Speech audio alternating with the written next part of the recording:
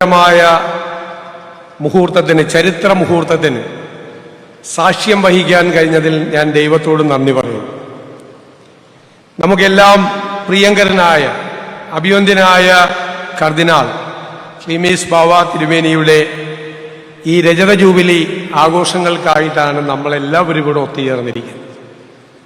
ഞാൻ സത്യത്തിൽ മുഖ്യമന്ത്രിയായിട്ടല്ല ഇവിടെ നിൽക്കുന്നത്, അഭിവന്ദ്യ തിരുമേനിയുടെ ഒരു കൂടപ്പിറപ്പായിട്ടാണ്. ഞാൻ കാണാൻ ചെല്ലുമ്പോഴെല്ലാം സ്നേഹവാത്സല്യങ്ങൾ പകർന്നു തന്ന്, ആത്മവിശ്വാസം തന്ന്, എല്ലാ പ്രതിസന്ധികളെയും നേരിടാനുള്ള ഊർജം പകർന്നു തരുന്ന, അക്ഷരാർത്ഥത്തിൽ എൻ്റെ സഹോദര തുല്യനായ ഒരാളാണ് തിരുമേനി എന്ന് ഞാൻ അഭിമാനത്തോടുകൂടി പറയാൻ ആഗ്രഹിക്കുന്നു.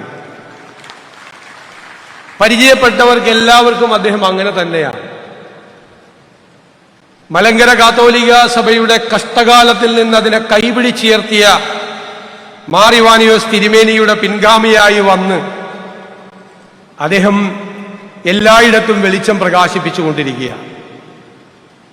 സഭയിൽ ആധ്യാത്മിക രംഗത്ത്, പൊതുരംഗത്ത് അദ്ദേഹം ഇടപെടുന്ന സ്ഥലങ്ങളിലെല്ലാം എല്ലായിടത്തും അദ്ദേഹത്തിൻ്റെ പരിണിതപ്രജ്ഞമായ പ്രവൃത്തി കൊണ്ടും വാക്കുകൾ കൊണ്ടും അദ്ദേഹത്തിൻ്റെ ഇടപെടലുകൾ സൗഹൃദത്തിലേക്കും സ്നേഹത്തിലേക്കും ഏത് വിദ്വേഷം നിറഞ്ഞ അന്തരീക്ഷത്തിലേക്കും കൊണ്ടുപോകും.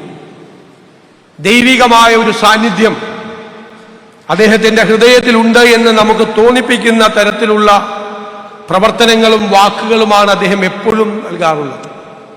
ഞാൻ അദ്ദേഹത്തെക്കുറിച്ച് ഓർക്കുമ്പോഴെല്ലാം എനിക്ക് മനസ്സിൽ പെട്ടെന്ന് തോന്നിയത് യെശയ്യാ പ്രവചനം 60-ാം അധ്യായമാണ്. അതിലിങ്ങനെ പറയുന്നു: എഴുന്നേറ്റ് പ്രകാശിപ്പിക്കുക, നിന്റെ പ്രകാശം വന്നിരിക്കുന്നു, യഹോവയുടെ തേജസ് നിന്റെ മേൽ ഉദിക്കും. അന്ധകാരം ഭൂമിയെയും കൂരിരുട്ട് ജാതികളെയും മൂടും. യഹോവ നിന്റെ മേൽ ഉദിക്കും, യഹോവയുടെ തേജസ് നിന്റെ മേൽ പ്രത്യക്ഷമാകും. ജാതികൾ നിന്റെ പ്രകാശത്തിലേക്കും രാജാക്കന്മാർ നിന്റെ പ്രഭാവലയത്തിലേക്കും വരും. നീ തല ഉയർത്തി ചുറ്റും നോക്കുക, എല്ലാവരും ഒന്നിച്ചുകൂടി നിന്റെ അടുക്കലേക്ക് വരും. നിന്റെ പുത്രന്മാർ ദൂരെ നിന്ന് വരും, നിന്റെ പുത്രിമാർ അവരെ പാർശ്വത്തിലാക്കി അവർ വരും. നീ അത് കണ്ട് ശോഭിക്കും, നിന്റെ ഹൃദയം പിടച്ചു വികസിക്കും. സമുദ്രത്തിന്റെ ധനം നിന്റെ അടുക്കലേക്ക് വരും, ജാതികളുടെ സമ്പത്ത് നിന്റെ അടുക്കലേക്ക് വരും. യെശയ്യാ പ്രവാചകൻ പറഞ്ഞതുപോലെ പ്രകാശിച്ചു കൊണ്ടിരിക്കുന്ന ഒരാളാണ്. ദൈവത്തിന്റെ പ്രകാശം അദ്ദേഹത്തിന്റെ മേൽ പതിച്ചിരിക്കുന്നു. ആ പ്രകാശത്തിലാണ് അദ്ദേഹം പ്രകാശിച്ചുകൊണ്ട് മറ്റുള്ളവർക്ക് പ്രകാശം പകർന്നുകൊണ്ട് ജീവിക്കുന്ന ഒരാളാണ് എന്ന് ഞാൻ പ്രത്യേകം പരാമർശിക്കാൻ ആഗ്രഹിക്കുന്നു. അക്ഷരാർത്ഥത്തിൽ യെശയ്യാ പ്രവാചകന്റെ വാക്കുകൾ അദ്ദേഹവുമായും അദ്ദേഹത്തിന്റെ പ്രവർത്തികളുമായി ചേർന്ന് നിൽക്കും. വേദപുസ്തകത്തിൽ ഏറ്റവും കൂടുതൽ പറയുന്നത് പ്രകാശത്തെക്കുറിച്ചാണ്. ആ പ്രകാശമാണ് കൂരിരുട്ട് മാറ്റി, അന്ധകാരം മാറ്റി, അജ്ഞാനം മാറ്റി വെളിച്ചവും ജ്ഞാനവും കൊണ്ടുവരുന്നത്. ആ കൂരിരുട്ട് മാറ്റാൻ, അന്ധകാരം മാറ്റാൻ, അജ്ഞാനത്തിന്റെ ആ വഴികളിൽ നിന്ന് ജ്ഞാനത്തിന്റെ വഴികളിലേക്ക് മനുഷ്യനെ നയിക്കാനുള്ള വലിയ ദൗത്യവുമായിട്ടാണ് അദ്ദേഹത്തിന്റെ യാത്ര. നമുക്കറിയാം, പൗലോസ് അപ്പോസ്തലൻ തിമോഥെയോസിന് എഴുതിയ ലേഖനത്തിൽ സഭാധ്യക്ഷൻ എങ്ങനെയായിരിക്കണമെന്ന് പറയുന്നുണ്ട്.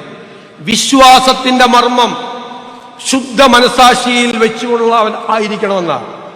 ആ വിശ്വാസത്തിന്റെ മർമ്മവും യഥാർത്ഥത്തിലുള്ള ആ മനസാക്ഷിയുടെ ധർമ്മവും ഒരുപോലെ ചെയ്യുന്ന ഒരാളാണ് ക്ലീമീസ് ബാവ എന്ന് പറയാതിരിക്കാൻ വയ്യ. അദ്ദേഹത്തിന് ഇനിയും ഒരുപാട് ദൗത്യങ്ങളുണ്ട്. അത് ആത്മീയ മണ്ഡലത്തിലുണ്ട്, സഭയുടെ നേതൃസ്ഥാനത്ത് ഇരുന്നു കൊണ്ടുണ്ട്. ഈ കേരളത്തിന്റെ പൊതുരംഗത്ത് ഈ സാമൂഹ്യ സാമ്പത്തിക മാറ്റത്തിനായുള്ള നമ്മുടെ എല്ലാവരുടെയും പ്രയത്നങ്ങളുടെ പിറകിൽ അദ്ദേഹത്തിന്റെ സ്നേഹവും വാത്സല്യവും തലോടലും ഉണ്ടാകും എന്നെനിക്ക് പൂർണ്ണമായി ഉറപ്പുണ്ട്. സർക്കാർ പ്രതിജ്ഞാബദ്ധമായ വഴികളിലൂടെ നീങ്ങുമ്പോൾ അദ്ദേഹത്തിന്റെ അനുഗ്രഹം ഉണ്ടാകണം എന്ന് ഞാൻ അഭ്യർത്ഥിക്കുന്നു.